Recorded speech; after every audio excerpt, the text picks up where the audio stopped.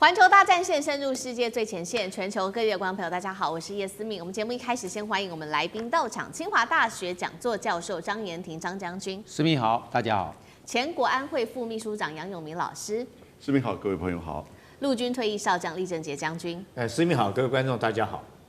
觀眾朋友，今天特別要來關心到中東的情勢，尤其現在戰事絕對是一觸即發的。中國大陸這一回有祭出了他的紅旗，在伊朗會現身嗎？另外，美國的 B-52則是路被封死了，再加上美國他要出動他的航母前往中東地區，中東戰火現在在看誰會開啟第一槍。今天3個火線話題，我們會請來賓特別幫我們做解答。首先，我們來看到的是，送進伊朗的除了有紅旗，來自於大陸的紅旗飛彈之外，還有米格29。那麼以色列的戰機的部分也是隨時做待命了，可能隨時都會開火。在此刻，最新消息在今天接近中午，我們收到的最新消息是來自於北韓的放話，如果伊朗遭到襲擊，將會派兵參戰。那納坦雅胡也反嗆伊朗說，如果你敢錯的話，我不排除針對平壤進行攻擊。這一套我們今天會來關注的是來自於中伊朝的防空空戰加援兵組合，真的能夠擋住以色列嗎？接下來關心到的是另外2個國家。包括了中國大陸跟印尼，現在擋住了在南海跟馬六甲這邊的軍事航線，是告訴美國說，你的 B-2 轟炸機如果敢來打伊朗，我就讓你不好過嗎？第3點，我們今天也會來關心到的是美國的航母，剛剛說了往伊朗的方向前進，還有它的其他武器也都準備到位了，打擊清單都列好了，川普什麼時候可能進行攻擊呢？今天就這些議題，我們都會一起的來做討論。好，先來關心到的是最新消息，現在尤其在空中很緊張，以色列的戰機在北部的空域被發現到密集的升空做巡航，進入隨時都會可能開火的一個實戰了。伊朗方面剛剛說的，出動了米格29戰機，雙方現在呢在空中對峙，火藥味非常的濃厚。而此刻大陸則是派了運輸機前往伊朗，疑似好像是裡面放的是紅旗系列的導彈，這個戰力到底對於以色列來說會有多大的威脅呢？接下來我們要來看到的是，包括了中國跟印尼現在也聯手封住了這邊的地區，行經馬六甲、南海前往中東的路線，試圖封鎖美軍的 B-52轟炸機經過這個地方。印尼現在最新規劃還會再採購40架的巴基斯坦制的這個是雷電的一個戰鬥機，加強它在空中領域的一個防空系統。那麼伊朗現在真的是非常的緊張，最新消息它已經暫時關閉所有的領空了，大量的民航機也因此被迫改道，而過去統計只有少數，也就是2班的航班仍然獲准經過在伊朗的上空。伊朗也最新授權了他們的部門說，如果在接下來的時間裡面看到沒有識別的飛機，一律會視為敵機，是可以立刻對這一些飛機開火的。剛剛提到了北韓也最新消息傳出來，是 X 博主說的。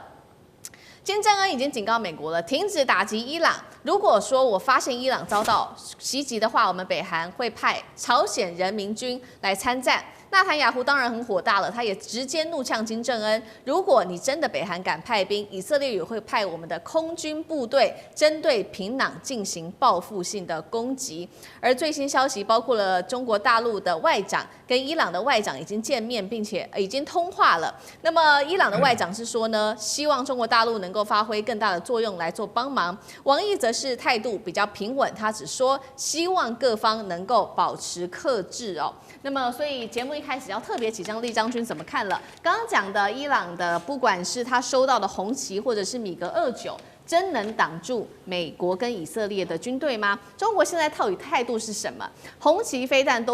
都已經進入到伊朗了，這個態度上還是這麼的平穩，只是勸和而已嗎？還是在跟美國在中東地區已經攤牌了？我們今天也會關心到中國大陸跟印尼的角色，擋住了 B-52去中東的去路，是在跟美國做警告嗎？李將軍怎麼看？第一個，我們先從國際關係來看的話，你知道伊朗是中國原油最大的輸出國，所以中國絕對不會坐視它的原油路線的生命線受到影響、受到干擾。你說其他以前中美之間，如果說是因為貿易戰彼此之間在黃豆或者方面，或許中國還可以接受。但如果說動到原油來講的話，中國甚至於天然氣，我覺得中國絕對不會這個坐視不管的。所以我們看到這時候中國也有這個實力，所以看到這個伊朗的外長已經跟這個王毅已經通了電話，等於說王毅也出口。他雖然講這些話，但是也是力挺伊朗的意思，態度擺得很明顯，甚至於放話出來，如果說你美軍想要用 B-5色轟炸機飛越過馬六甲海峽，那我在這邊也可以跟印尼來講做一個聯合的阻擊。那如果這局沒有控制好的話，如果萬一失控，就會變成一場世界大戰的可能性就即將爆發啊，這是第一個。第二個，如果從軍事的角度來看，我覺得美國並沒有做好戰爭的準備。那川普只是憑他一時之間一個腦門的一個熱，作戰絕對不是作戰沒錯，政治是指導軍事，可是你政治也必須要軍事的支持才能夠獲取戰場的勝利。如果說軍事的力量沒有辦法支持你政治上的決定，你這場仗只是亂講而已，川普只是亂講。那現在軍事最明顯的一個就是你作戰之前有沒有做好作戰準備哈？任何一場戰爭，這個你要發動戰爭之前，都是要用獅子搏兔的力量來完成所有作戰準備。我們看到美國對委內瑞拉那時候動用了這個一艘福特級的航空母艦“硫磺島號”2棲攻擊艦，還有數百當天發動攻擊的時候有。動用了數百架的戰機，包括到B-2轟炸機，包括到這個 F-22、F-35，還有很多的直升機甚至於上萬名的陸戰隊的士兵都在待命。那也不過就是一個捕捉一個這個委內瑞拉的總統。那其實，在之前美國對伊拉克戰爭的時候，波灣戰爭，那次的戰爭，美國從戰備集運開始，總共花了3個多月的時間。在做戰備集運，當部隊運到齊以後，發動戰爭到結束戰爭，總共100個小時就結束戰爭。所以戰前的準備是非常重要。那我們再看這個俄烏戰爭裡面，俄羅斯剛開始，如果大家還有印象的話，大概也是從頭到尾開始有這個訊息到真的發動攻勢，可能中間也將近有半年的時間做所有作戰準備。那這是我們看到美國對於要發動伊朗的攻勢完全沒有任何的戰爭準備，甚至於到現在林肯號還遠在這個南海地區還沒有過去，甚至於說要1個月的時間才能過去。所以我認為美國並沒有真的要做好作戰準備。或許川普有這種念頭跟想法，可是軍事上面沒辦法支持他發動這場攻勢。第二個，我們講說南韓北韓這個，我覺得金正恩純粹就是在蹭熱度而已，真的這場在蹭熱度。第一個就是說。伊朗缺的不是陸軍部隊，北韓強的是陸軍，他可以去支援這個俄羅斯打庫斯克爾戰役，因為他要的是陸軍嘛。那其實伊朗來講，自己本身不缺陸軍哈，那你北韓你強的就是陸軍，那伊朗缺的是空軍制空的能力，那你北韓並沒有這個能力，所以我覺得金正恩這是純粹就是在蹭熱度而已，他不需要你的陸軍來支援來幫忙，他們自己本身的革命衛隊其實戰力已經夠強了，那美軍來講也不太可能投入地面部隊。那第二個，我覺得納坦雅胡也是在打高空哈，這為什麼呢？你想想看，你以色列空軍是很強沒錯，那你空軍再怎麼飛，你要有基地你才能夠飛進北韓去轟炸，如果你沒有基地，你怎麼進北韓？試想一下，如果說以色列的空軍真的借到日本的空軍基地願意借給他，然後這個先不講國際的這種博弈的關係如果說真的停在日本機場來講的話，那你想想看，北韓會不會對日本動手？北韓那個導彈，他導彈打不到你美國，打不到你以色列，但是他打日本是綽綽有餘。如果說你真的日本敢提供基地或甚至於南韓敢提供基地給以色列來講的話，我覺得這個北韓一定會動手嘛。所以我覺得納坦雅胡講這種話，說要派飛機去轟炸平壤，我覺得只是一個這種空話而已啦，這個根本不切實際。所以這兩個人這個不管納坦雅胡或覺得金正恩都是金正恩是完全是在蹭熱度而已，蹭這一波的熱度，表示他在國際之間博取一個話語權而已。那納坦雅胡講的只是空話，我不認為這些事情有可能會發生。倒是後續來講，我覺得這個目前伊朗來講，它暴動的局勢好像漸漸已經壓下去了。那現在來講，它領空也逐漸開放，可見呢，在中東這邊局勢慢慢已經開始緩和了。好，那如果我們就軍事面單講武器的話，也特別請教張將軍，有關於空中，因為現在中國大陸是說紅旗要送進去嘛，那伊朗還會再派米格29，能夠擋住美以的軍隊嗎？我認為要把這個紅旗9B把它送到伊朗去我認為還要挑戰，還有2個挑戰。第一個，訓練夠不夠？不是一過去，你這樣子人就會操作，就會使用整個系統，包含指揮、管制、共同作戰圖像，你有沒有建制？那這都要經過訓練。那你要送過去，最近要先過去，你能不能產生即戰力？那這是個問題哦，不是馬上就能夠上手的。那所以我來看這個紅旗 9B， 可能中國大陸給伊朗的應該是新型的，那個射程可以打400公里，就跟我們所講的，就跟俄羅斯提供給伊朗的。但是因為俄烏戰爭，所以現在俄羅斯沒有辦法提供給伊朗，那就變成中國大陸來取代用紅旗 9B， 不然俄羅斯提供它 S400就好了。那伊朗以前也有 S300啊，那 S300換裝到 S400， 那是驾輕就熟，順水嘛。但拿中國的紅旗 9B 就不一樣了，另外一種系統，你還包括語言的隔閡、人員的訓練，這方面都是問題。還有第二個，電戰，我們知道以色列也好，或者是美國要對伊朗動武的話，先電磁制壓。那你在這個高複雜電磁環境下的這種電磁制壓，伊朗有多少的武器還有能夠發揮它的性能，發揮它的反擊的力道，那又成問題了。所以這兩個，我認為就被伊朗就卡關了。訓練跟制電之權，如果是掌握在以色列跟美國手上，那它能夠發揮多少的威力？而且又是訓練個半生不熟。對，那你這換句話說，所能夠產生的防空攔截，我們叫防攔的效果就相對有限。那現在中國大陸聯手印尼來卡這個 B52戰略轟炸機。B52戰略轟炸機如果不空中加油，它可以飛將近16000公里，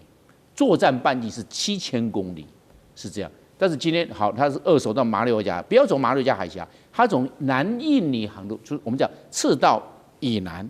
就被南半球了，貼到印尼的南邊飛過去，飛到我們也不要進入這個阿達曼海峽，那直接從印尼南邊進入印度洋。有沒有這種可能？有，在印尼跟澳洲中間，那只是繞一個大圈圈而已。這是第一個就解決了。然後為什麼呢？因為 B52可以空中加油，只要有 KC-135在旁邊陪到了，那空中加油就好啦。它就可以长边一直直接飛行，而且它的正副駕駛後面還有一個備用駕駛，可以彼此互換啊，所以人員不是問題。那個空中加油讓航程也不是問題，這是美國可以克服的手段。美國第二個克服手段呢，它在這個中印度洋有個迪亞哥加西亞，它可以進駐到迪亞哥加西亞。美國的 KC-135、RC-135，还有美國的西摇拐的空中霸王的运輸機，還有美國的 B2 幽靈轟炸機，都曾經進入到比亞哥加，先前進到比亞哥加西亞，這第二個解決方案嘛。我一前進到那地方，從那個地方起飛去轟炸伊朗就可以了，不一定要從亞洲過去，這是第二個解決方案。那第三個解決方案，他不要從亞洲過去，他從歐洲過去。在川普到第一任任期的時候啊，他直接從美國本土穿過大西洋，直接進入伊朗上空做威懾，他派2架 B52過去，做一個戰略威懾對伊朗。他從歐洲就過來了嘛。以前美國去轟炸利比亞是這樣取道，從大西洋過來 B52。還有那個BF111就是這樣啊！大家現在很簡單，穿越地中海進入，我們知道從南邊從敘利亞那邊進入到伊朗了，所以它的 B52可以有3個航線，而且我們只講 B52，還沒有講 B1，還沒有講 B2A，但還有2個可以用的，我們只講 B52，所以美國的籌碼還蠻多就有彈性，它可以來運用，就算 B52不能用 ，B1B 跟 B2A， 它可以彈性來交叉對伊朗的戰略施壓，或者是戰略轟炸。它不是凌空的地毯式的轟炸，它是遠距一個空對地的巡弋飛彈去炸伊朗的重要的軍事設施或者核提煉廠，是這個樣。所以他認為美國可以在這方面的克服。那當然，這個伊朗經過這些方面的。就從去年的6月23號整補到現在啊，是有一段時間有局部的戰力，但來看還沒有形成總體戰力。這個是這個以色列跟美國可以趁這個時候對伊朗下手所要考量的，對美以有利的因素。好，我們對美以還有什麼有利的因素？等一下我們持續來看。那剛剛整理出來是有關於伊朗的戰力，還有在中國大陸跟俄羅斯部分的武器的協助之下有的戰力。我們來看到美國手上還有哪一些牌？因為呢，川普他要再放話了，他說不排除要做軍事行動。CNN 現在引述了多名的軍事分析師，認為說美國接下來可能打的軍事清單有幾個重要的地點，一共是4個地方。第一個是軍警指揮控制中心，第二個是有關於伊朗高層他們所住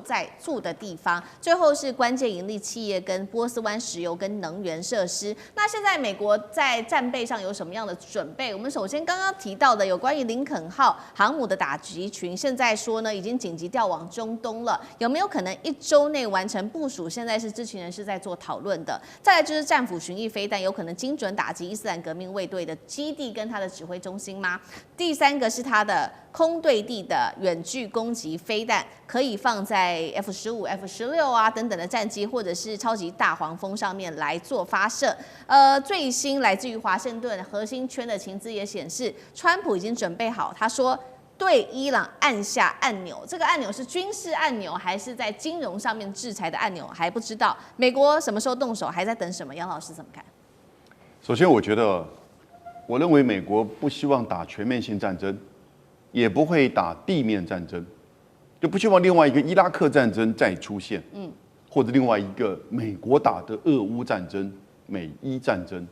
那會變成一個消耗的無底洞。而且伊朗的混亂不只是會造成伊朗內部的混亂，整個中東地區甚至全球都會有一些恐怖主義或者是難民，會變成全球的這個災難。那以現在伊朗的情勢而言，其實我覺得是在控制中，尤其伊朗政府也暫緩處決他們逮捕的一些抗議分子。那這些人其實在過程當中是採取激烈的手段攻擊政府的大樓，可是他停止就是執行，因為法院立即判了死刑，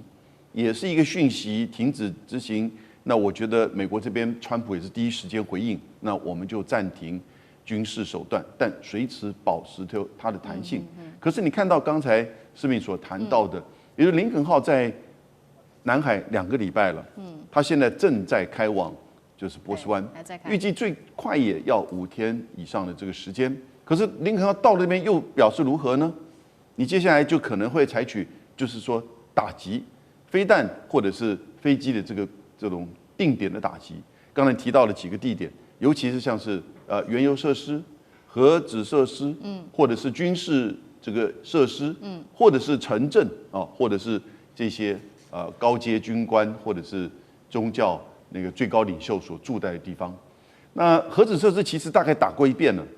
那原油設施打下去，其實也會造成油價的這個影響跟衝擊。那軍事設施的話呢，其實你如果打了之後，你沒有在地面上或者是其他的後續，其實那個成效有限。因此，它如果不是用全面戰爭或地面戰爭，多半都是一種警告性，然後呢，要求伊朗方面可能要對抗議不要採取太過激烈的這種壓制手段。那可是另外一方面，他也沒有想法要去做一個 regime change，也就是要把這整個神權政府就是哈梅尼政府給拉下台。那因為現在的情勢在緩和當中，同時中國大陸也在進行了交涉。對中國大陸而言，中國中亞到中東地區其實是它地緣政治上一定要顧及的所在。不再像是以前比較發生重大事件的時候呢，往往維持了觀望。但這個關注呢，不會是軍事的，而是比較是外交層面的。所以外交層面，你看到過去伊朗跟沙特之間的和解建交，都是中國大陸在推動。那這一次呢，可能就是在周邊的國家給予伊朗外交上的支持，當然也同時希望伊朗政府在處理內部的抗議事件的時候，不要過於激烈。內部至於你將來自己如何面對改革，甚至這個最高領袖他已經87歲，健康不好，如何交棒，這是伊朗人自己的問題。但是過程當中，伊朗自己大概也知道，你如果要撐過這一段時間，以避免美國的攻擊或者是整個內部抗議持續擴大，你要面對你自己的問題。不過要警惕有一點提醒大家的是，過去以色列他不會放過這個好時機的，所以現在在國際賭盤上已經在開盤，就是1月31號以前，以色列會不會先制攻擊伊朗？過去發生過好幾次啊。對。然後呢，當以色列攻擊的時候，伊朗還擊，然後這個事情就變成越來越擴大，然後美國就被進一步的捲進來。所以目前為止，我覺得是比較川普在放話，當然也有一點在遮掩他在委內瑞拉那種無法無天的行為，也有一點在表現出他美國的軍力的強大，他接下来要拿格陵蘭，哦，所以伊朗的問題我們要看持續的觀察。那我覺得中國大陸外交的這個交涉的這個角色跟成效哈，應該很快就會看到。好，謝謝老師。那我們休息一下，馬上回來。地緣政治、美中之爭、戰略價值、強權崛起、小國生存，現在與未來，洞悉事件走向，掌握世界脈動，全球觀點盡在